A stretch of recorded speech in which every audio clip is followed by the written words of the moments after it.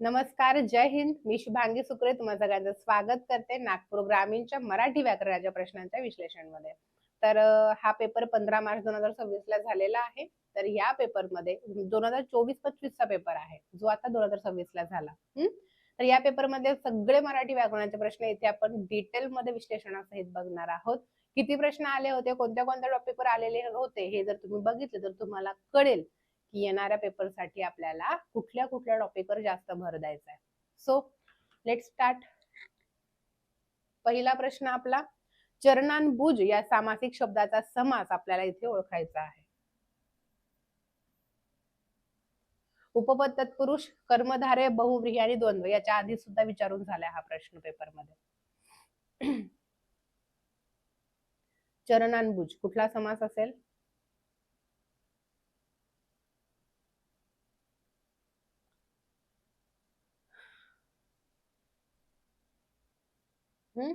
चरण आणि अंबुज, तर दोन शब्दांचा विग्रह करताना दोन्ही पद सारख्या सारख्या विभक्तीत येतात, म्हणून हा आहे आपला कर्मधारय समास. ऑप्शन सेकंड आला राईट. चंद्रोदय शब्दाचा विग्रह विचारलाय आपल्याला, तर अ अधिक उ इज इक्वल टू ओ आहे. ओ म्हणजेच काना एक मात्रा. मग कुठे दिलाय तुम्हाला? चंद्र अधिक उदय, चंद्रोदय ही आहे आपली गुणादेश स्वर संधी आहे.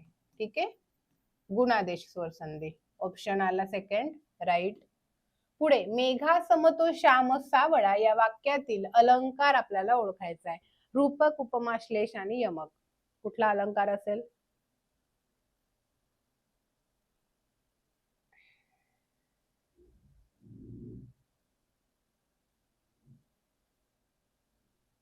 सोप्पा आहे. उपमेय आणि उपमान या दोघांमध्ये साम्य किंवा सारखेपणा दाखवण्यासाठी आपल्याला वाक्यात समान, सारखे, प्रमाणे, परिसुद्धत यांच्यापैकी कुठला तरी एक शब्द वापरला असतो, तेव्हा तो असतो आपला उपमा अलंकार. Option second right.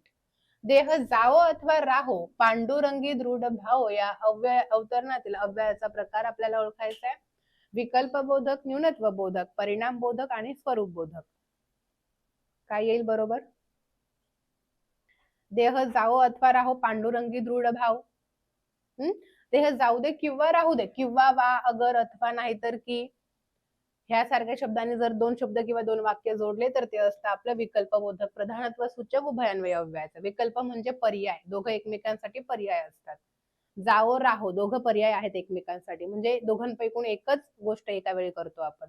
देह एकतर जाईल किंवा राहील असा अर्थ इथे होतो. Option first right. नेक्स्ट, सूत या शब्दाचा विरुद्ध लिंगी शब्द आपल्याला ओळखायचा आहे. सूतचा विरुद्ध लिंगी सुमन, सुती आणि सुतनी आणि कन्या. आता सूत इथं नक्कीच पहिला उकार आहे, कारण दुसरा उकार सूत म्हणजे धागा आहे. पहिला उकार सूत म्हणजे मुलगा, मुलगी म्हणजेच सुता. ठीक आहे, सूतचं विरुद्ध लिंगी आपलं सुता आहे, इथं दिलेले नाहीये सुता, त्यामुळे कुठला दिलाय? कन्या दिलेली आहे. तर मग तोच राईट द्यायचा आपल्याला. Option fourth right. ठीक आहे ना. चला पुढे. पुढील पैकी कोणता कर्मणी प्रयोगाचा प्रकार नाही? शक्य कर्मणी, प्रधान कर्तृ कर्मणी, समापन कर्मणी आहे. सकर्मक नाहीये, कारण सकर्मक म्हणजे कर्म आहे आणि हा प्रकार कर्मणीमध्ये येतच नाही, कारण मुळात कर्मणी प्रयोग म्हणजेच कर्माप्रमाणे क्रियापद बदलेल. कर्माप्रमाणे क्रियापद बदलायचं म्हणजे कर्म हे 100% वाक्यात पाहिजेच ना, म्हणून ऑप्शन फोर्थ येणार नाही. बाकी शक्य कर्मणी म्हणजे शक्यतेचा बोध होतो वाक्यामध्ये, वते आणि वितो प्रत्येक क्रियापदाला असतो. प्रधान कर्तृ कर्मणी म्हणजे कर्माप्रमाणे क्रियापद बदलतं आणि कर्त्याला तृतीय विभक्तीचा प्रत्यय असतो. ट्रिक. आणि समापन म्हणजे क्रिया संपन्न झाल्याचा बोध होतो, प्लस वाक्यात हे संयुक्त क्रियापद असतं या टाईपच्या वाक्यात. ठीक आहे, चला पुढे. साधू संत येती घरा, तोची दिवाळी दसरा या पंक्तीतील कारक अर्थ ओळखायचा आहे. अधिकरण, अपादान, करण आणि संप्रादान.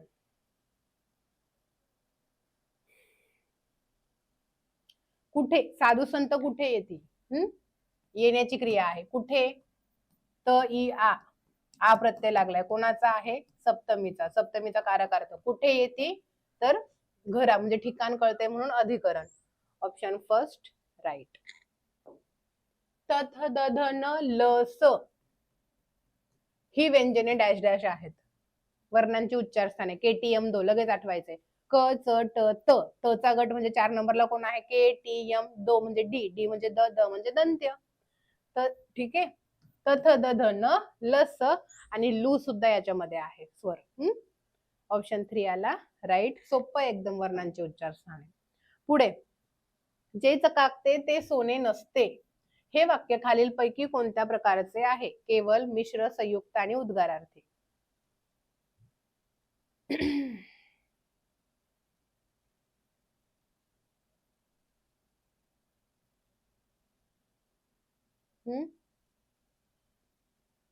जे ते ने वाक्य जोडले म्हणजे हे वाक्य काय असेल? मिश्र. जे ते जो तो जर तर जसं तसं यांनी वाक्य जोडल्यावरती वाक्य गौण वाक्यांच्या प्रकारामध्ये मिश्र वाक्यामध्ये येतात. ठीक आहे, गौण वाक्य ही सगळी मिश्र आहेत. Option second right. पुढे, उंबराचं फुल या अलंकारिक शब्दाचा योग्य अर्थ आपल्याला निवडायचा आहे. एक वनस्पतीचे फुल, क्वचित घडणारी गोष्ट, सुगंध देणारे फुल आणि तात्काळ दिसून येणारी गोष्ट. उंबराचे फुल म्हणजेच क्वचित घडणारी गोष्ट किंवा दुर्मिळ गोष्ट किंवा वारंवार न दिसणारा मनुष्य. ऑप्शन सेकंड आला राईट. पुढचा प्रश्न, शुद्ध लेखनाच्या नियमाप्रमाणे शुश्रूषा करणं म्हणजे सेवा करणं. तर शुश्रूषा हा शब्द कसा शुद्ध लिहिला जातो तो आपल्याला इथे 4 पर्यायांमधून ओळखायचा आहे. काय येईल बरोबर? शुश्रूषा कसा शुद्ध लिहितो? आता स आहे का श आहे, पहिला उकार आहे का दुसरा उकार आहे, तो आपल्याला इथे ओळखायचा आहे. तर शुश्रूषा आहे, श ला पहिला उकार आणि स्र ला दुसरा उकार, म्हणजेच सेवा करणे असा त्याचा अर्थ होतो. ऑप्शन 3 याला राईट. पुढचा प्रश्न, खालीलपैकी कोणते भाववाचक नाम नाही? धैर्य, आनंद, कीर्ती आणि हिमालय. भाववाचक नाम म्हणजेच गुणधर्म, भाव, भावनांचा बोध त्या शब्दातून आपल्याला होतो. ती जी गोष्ट दिलेली आहे त्याला आपण हात लावू शकत नाही, डोळ्यांनी पाहू शकत नाही, फक्त फील करू शकतो किंवा अवस्थांना दिलेली ती नावं असतात. तर इथे धीर पासून धैर्य हे भाववाचक नाम तयार झाले. आनंद मुळात भाववाचक नाम आहे, कीर्ती भाववाचक नाम आहे, यांचा वापर आपण विशेष नाम म्हणून करतो, बट हे मुळात आहे भाववाचक नाम. हिमालय जो दिलेला आहे, पर्वताचं नाव दिले, कोण्या एकाचं नाव, म्हणून त्याला आपण विशेष नाम म्हणतो, जे की हे भाववाचक नामात येत नाही, म्हणून ऑप्शन 4 आला राईट. नेक्स्ट क्वेश्चन, चिल्ली पिल्ली, सार, मठ्ठा हे शब्द कोणत्या भाषेतील आहे? हा शब्दसिद्धी या टॉपिक मधला प्रश्न आहे. शब्दसिद्धी बरेच विद्यार्थी स्किप करतात, तर स्किप न करता जे PYQ मध्ये विचारलेले प्रश्न आहेत ते लर्न करा, कारण हेच प्रश्न बरेच रिपीट होतात शब्दसिद्धी मधले. ठीक आहे, तेलुगू, गुजराती, तमिळ आणि यापैकी नाही.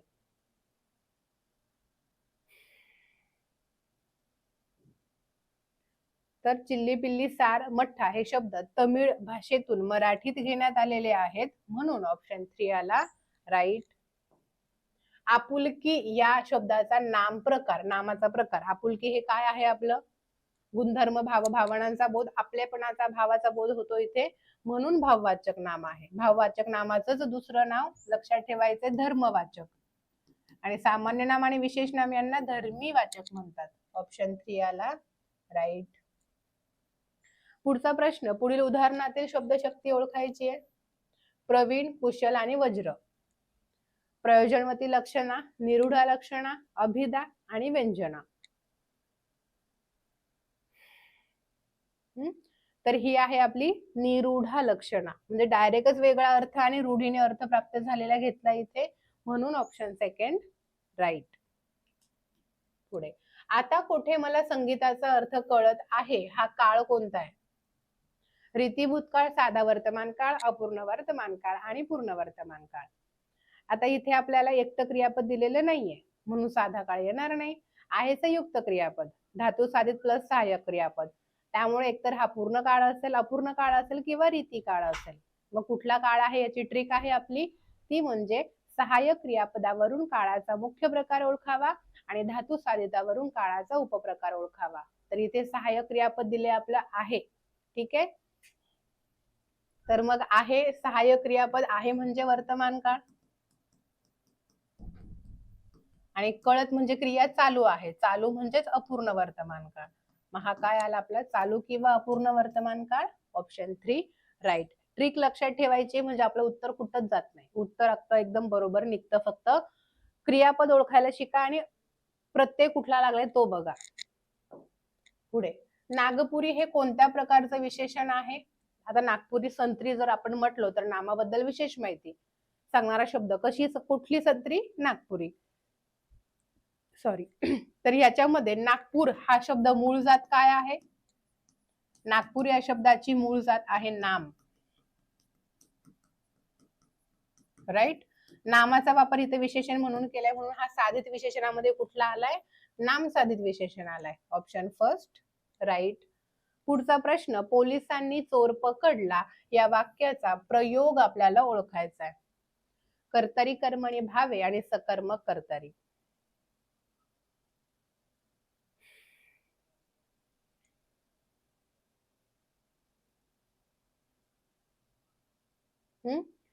कुठला प्रयोग आहे? पकडणारे कोण? पोलीस. पोलीस झाले कर्ता. पकडला तो काय? चोर. चोर झालं कर्म. कर्त्याला प्रत्यय आहे म्हणजे त्याच्याप्रमाणे क्रियापद बदलणार नाही. कर्माला प्रत्यय नाहीये म्हणजे त्याच्याप्रमाणे क्रियापद बदलेल. पोलिसांनी चोर पकडला, पोलिसांनी चोर पकडले, अनेक वचन केलं कर्माचं, कर्माप्रमाणे क्रियापद बदलले म्हणून कर्मणी. प्लस कर्त्याला तृतीय विभक्तीचा प्रत्यय आहे म्हणून हा आहे आपला प्रधान कर्तृक कर्मणी प्रयोग. आलं लक्षात? प्रधान कर्तृक कर्मणी प्रयोग. ऑप्शन सेकंड आला राईट. चला पुढे, मरावे परी कीर्ती रूपी उरावे या वाक्यातील उभयान्वय अव्ययाचा प्रकार ओळखायचा आहे. समुच्चय, विकल्प, न्यूनत्व, परिणाम.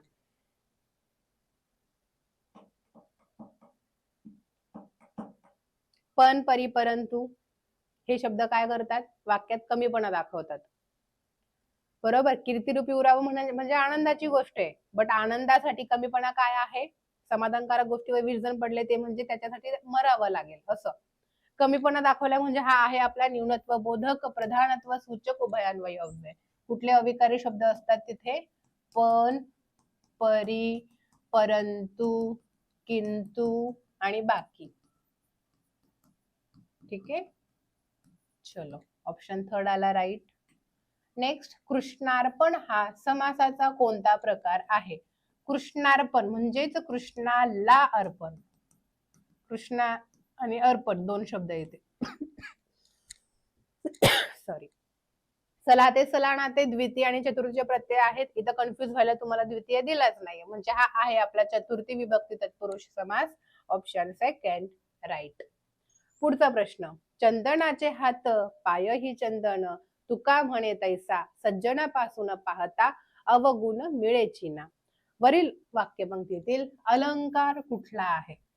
उपमा, अतिशयोक्ती, उत्प्रेक्षा आणि दृष्टांत. तर अशा काही ओळी ज्या असतात, लहानपण देगा देवा मुंगी साखरेचा रवा किंवा चंदनाचे हात पाय ही चंदन, तर याच्यामध्ये काय केलेलं आहे या संत मंडळींनी की एखादं उदाहरण पटवून देण्यासाठी एखादा दृष्टांत दिलेला असतो.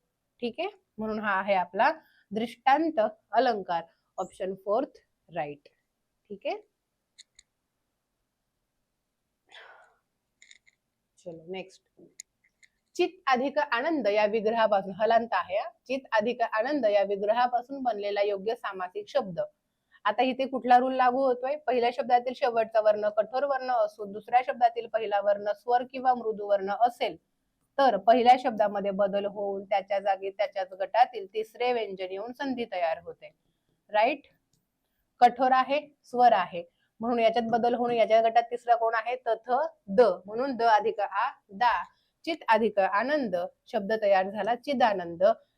बदल होऊन तिसरे व्यंजन घेतले म्हणून ही आहे आपली तृतीय व्यंजन संधी. ऑप्शन 3 आला राईट.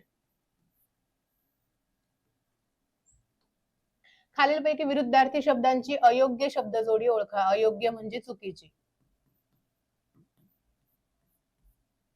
आगंतुक, कृपण, अनुजारी, शुद्ध पक्ष. आगंतुक, आमंत्रित. आगंतुक म्हणजे ज्याला बोलवलेलं नाहीये तरी सुद्धा आलाय, आणि आमंत्रित म्हणजे बोलवल्यानंतर आलाय, म्हणजे ही जोडी योग्य आहे. कृपणला शूर दिलेला आहे, अनुजला अनुचित दिले. आता कृपण म्हणजे कंजूस आणि त्याला अपोजिट आहे उदार, इथं दिलाय शूर. ठीक आहे. अनुज म्हणजे लहान भाऊ, अग्रज म्हणजे मोठा, इथं दिलाय अनुचित, त्यामुळे बघू शकता. नेक्स्ट आहे शुद्ध पक्ष आणि वद्य पक्ष. शुक्ल पक्ष आणि कृष्ण पक्ष एकमेकांना अपोजिट आहे. इथं ना शुद्ध दिला ना कृष्ण दिला, त्यामुळे त्यांचं लॉजिक इथे नाही लागत आहे. बीसी चूक, सीडी चूक, सी चूक, डी चूक. आता शुद्ध आणि वद्य एकमेकांच्या अपोजिट आहे, राईट आहे, म्हणून कृपणची आणि अणूची जोडी चुकीची दिलेली आहे. बीसी अयोग्य जोडी. ऑप्शन फर्स्ट आला राईट. चला पुढे. जन्मा आला हेला आणि पाणी वाहून मेला, विरुद्धार्थी म्हण ओळखायची आहे. म्हणजे जन्माला येऊन काहीच साध्य नाही केलं, फुकट गेलं आयुष्य, असा त्याचा अर्थ होतो. याच्या अपोजिट ज्ञान तिथे मान, जेवीन तर तुपाशी नाही तर उपाशी, जणी ती जाणे वांज काय जाणे, मानेवर गळून पायाला अळू. काय? ज्ञान तेथे मान, म्हणजे ज्ञान मिळाल्यावरच मान देतात आपल्याला, हे करणं गरजेचं आहे, आणि त्याने तिकडे काहीच नाही केलं असा अर्थ होतो.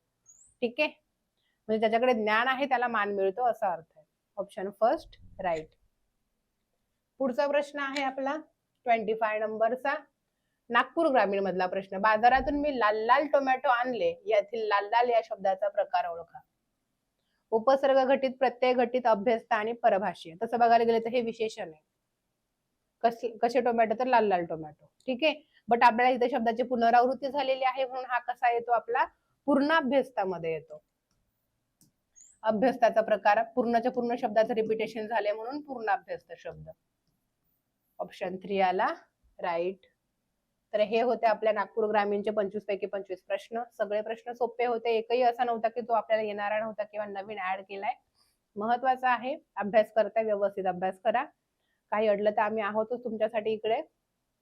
सगळ्या जिल्ह्याचे PYQ करायचे व्यवस्थित, कारण इकडचे तिकडचे प्रश्न सगळे मिक्स होत असतात. चला थांबूयात. Bye bye, take care, wish all the best. जय हिंद अँड थँक्यू. फाईल सेव्ह करून घेते, म्हणजे तुम्हाला नंतर कधी PDF याची वाचायला लागली तर तुम्हाला भेटून जाईल. ठीक आहे, चला थँक्यू.